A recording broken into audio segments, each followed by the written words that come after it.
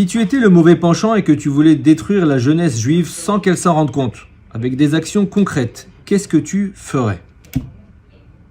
Si j'étais le Yetzer Hara, le mauvais penchant, et que je voulais détruire la jeunesse juive sans qu'elle s'en rende compte, je ne ferais pas de bruit. Je ne les attaquerais pas frontalement. J'agirais en douceur. Je leur mettrais un écran entre les mains dès l'enfance pour qu'ils aient l'impression d'être comme tout le monde, mais surtout pour rendre la prière pénible quand ils grandiront, pour reléguer l'étude de la Torah au second plan et rendre la pratique des mitzvot ennuyeuse. Je remplacerai leur rêve de construire une famille cachère, de mener une vie de Torah, par des rêves de buzz éphémères et d'abonnés. Je leur ferai croire que suivre leurs instincts, se lâcher, faire comme tous les abrutis de la rue, c'est ça la liberté. Je transformerai la tzniut, leur pudeur, en faiblesse, et je leur ferai croire que les mitzvot sont un fardeau inutile. Je ridiculiserai le shalom bayit, la beauté d'un couple où chacun pense à l'autre.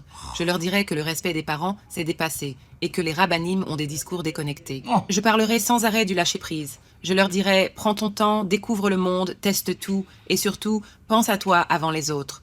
Je leur ferai écouter en boucle des soi-disant coachs de vie sur YouTube, jusqu'à ce qu'ils réalisent, 5 ans plus tard, qu'ils ont suivi les conseils de déséquilibrés qui ne les appliquent même pas eux-mêmes.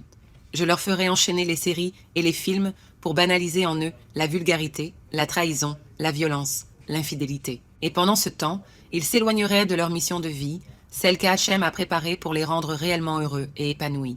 Et surtout, je leur ferai croire que viser la grandeur, être droit, structuré, enraciné dans la Torah, c'est toxique.